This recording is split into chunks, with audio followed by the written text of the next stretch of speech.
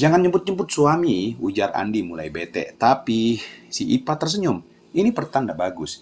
Ia tak berani menatap Andi, takut matanya tersetrum. Ipa pernah melihat film boboho bahwa pelet bisa disalurkan lewat kontak mata. Ah, konyol memang bila sampai berpikir seperti itu. Sebelum kita lanjut, bantu subscribe channel ini ya teman-teman. Woi, woi, woi, suara riuh mahasiswa yang mau demo itu terdengar bergerumu. Woi, sabar woi, tahan-tahan. Nampaknya akan terjadi bentrokan. Ada massa lawan yang datang menyerang massa satu lagi yang hendak berdemo. Dar, kekacauan dimulai. Salah satu mahasiswa melakukan kontak fisik dengan mahasiswa lain. Mereka saling berantem, tepatnya di gerbang dekat kantin di mana Aini duduk bersama Andi. Mereka tawuran. Datang sekelompok massa yang lain masuk lewat gerbang. Ipah mulai panik. Ia berusaha kabur tapi bingung lewat mana. Sekarang tawurannya berubah menjadi lemparan batu. Ia takut terkena batu. Andi yang seharusnya melindunginya ikut bersembunyi karena takut kena sasaran amuk massa itu.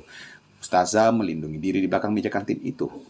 Serbu suara teriakan, pecahan kaca, lemparan batu terdengar. Ustazah mulai merasa takut. Andi yang seharusnya melindungi malah bersembunyi di balik meja warung.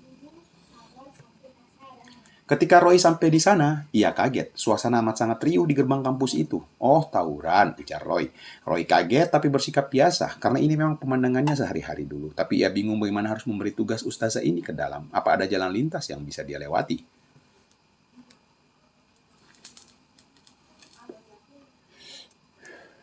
Woi, jangan parkir di situ, teriak salah satu massa menggentak-gentaknya. Berusaha menyuruhnya turun. Mungkin Roy disangka salah satu massa yang harus diamuk, atau kesombongan karena merasa banyak ingin menyuruh-nyuruhnya seperti itu. Kebetulan ada besi panjang yang tergeletak di bawah kabin mobil milik Pak Dharma ini. Ia ambil besi itu dan keluar dari mobil.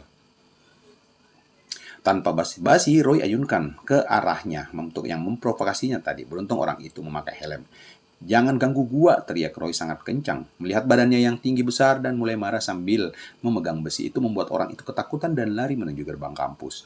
Roy berjaga-jaga di sekitar mobil dengan besi panjangnya.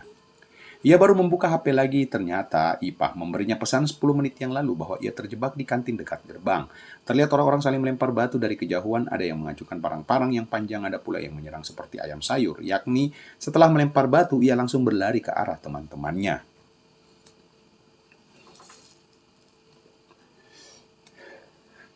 Roy malah menggeleng-gelengkan kepala. Kekerasan seperti ini sudah biasa Roy lihat. Bahkan dia teman satu gengnya dulu mempunyai satu slogan, "We never come in peace." Kami tak pernah datang damai. Taruhlah dia pernah menduruk satu mobil yang pernah berurusan dengannya. Dia pecahkan kacanya. Dibakarlah mobilnya. Dipalak topi si pemilik mobil itu sambil membandingkan rantai besi karena tak berani melawan. Roy melepaskan anak itu. "We never come in peace," ujar Roy ke anak itu agar ia memberitahukan slogannya itu ke anak-anak yang lain agar dikenal sangar.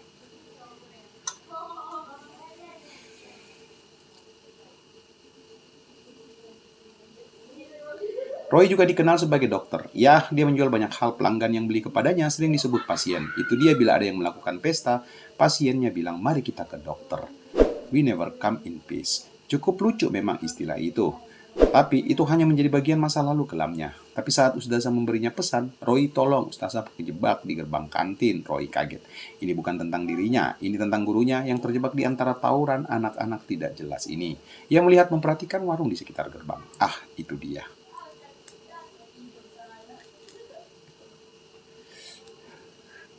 Ia pasti di situ. Posisi warung itu memang terjebak.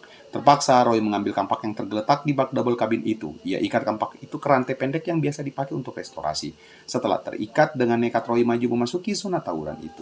Ia membawa kampak yang terikat rantai itu dan juga besi panjang di tangan kanannya. Roy tak mungkin menyerang, ia hanya ingin mempertahankan diri. Ucapnya dalam hati. Karena mungkin anak-anak mahasiswa itu melihat Roy terlihat marah dengan badan tinggi besarnya sambil membawa kampak yang di rantai itu. Tidak banyak di antara mereka yang berani melempar ke arah pria itu. Karena mereka percaya, mereka tidak mau berurusan dengan pria tinggi besar itu. Ada beberapa kerikil memang yang mengenainya, tapi ia tetap mengacungkan besinya, berlari melewati gerbang kampus dan kerumunan massa itu. Sampai ialah di kantin. "Ustazah," teriak Roy keras. "Roy, di sini!" teriak suara wanita yang lembut dengan nada ketakutan berasal dari kolong meja. "Ustazah, sini, kita keluar dari sini."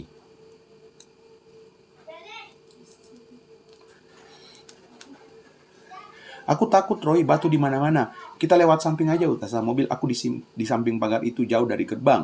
Ustazah keluar dari bawah kolong meja. Ia sudah merasa aman saat pria ini datang kemari dengan besi dan rantai di kedua tangannya. Andi yang penasaran dengan suara itu melihat ke arah Roy. Murid Ustazah itu pasti bercanda, pikir Andi. Berani sekali ia datang kemari. Terdengar suara orang mengamuk hendak mengacak-ngacak kantin. Roy takut kelakuan orang itu melukai ustazahnya. Tanpa berpikir panjang, ia menghampiri orang itu. Ia putar-putar ke atas seperti memutar-mutar yang dilakukan oleh koboi, sehingga kampak itu berputar seperti baling helikopter dengan jarak yang cukup panjang.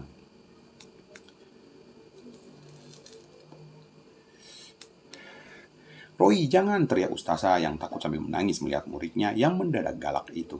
Roy biasa seperti ini, pernah melakukannya. Sistem tawuran seperti ini yang dipakai adalah mental nekat, lincah, berani menyerang lawan. Mungkin bahasa kasarnya tinggal you atau I yang mati sistemnya.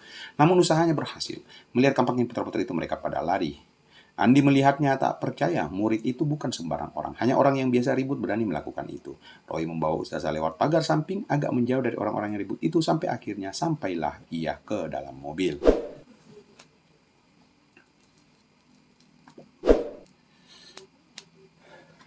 Roy membawa ustazahnya ke tempat yang aman terlebih dahulu sambil membersihkan dan memenangkan diri. Kamu nggak apa-apa, Roy? Tanya ustazah yang melihat ada beberapa luka di leher muridnya ini, namun tak sampai mengeluarkan darah, hanya lecet dari lemparan batu kerikil biasa. Nggak apa-apa ustazah, cuma luka dikit.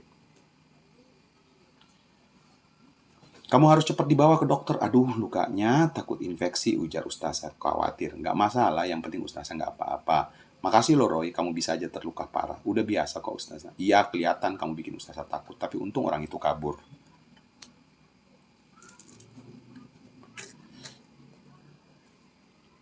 Sebetulnya Ipat tidak merasa takut. Entah kenapa, justru ia merasa aman saat Roy datang ke kantin itu. Feel safe. Senyaman sekarang ia mengobrol. Sebagaimana seorang pria sesungguhnya, membuat wanitanya merasa terlindungi. Jangan bilang Pak Ustadz, Roy. Aku mau ngomongin ini setelah selesai presentasi nanti. Takut dia panik.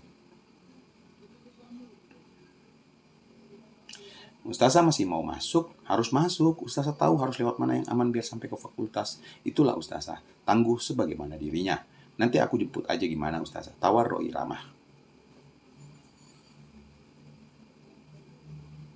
Dan sebelum kita akhiri video ini, bantu tekan tombol subscribe, lalu like video ini serta share ke sosial media teman-teman ya. Roy lupa kalau Ustazah datang ke sini bersama teman-teman yang lainnya memakai mobil elf pesantren. Oh iya, wanita itu masih tersenyum sambil melihatnya. Mau saja Ustazah dijemput pria penyelamatnya ini.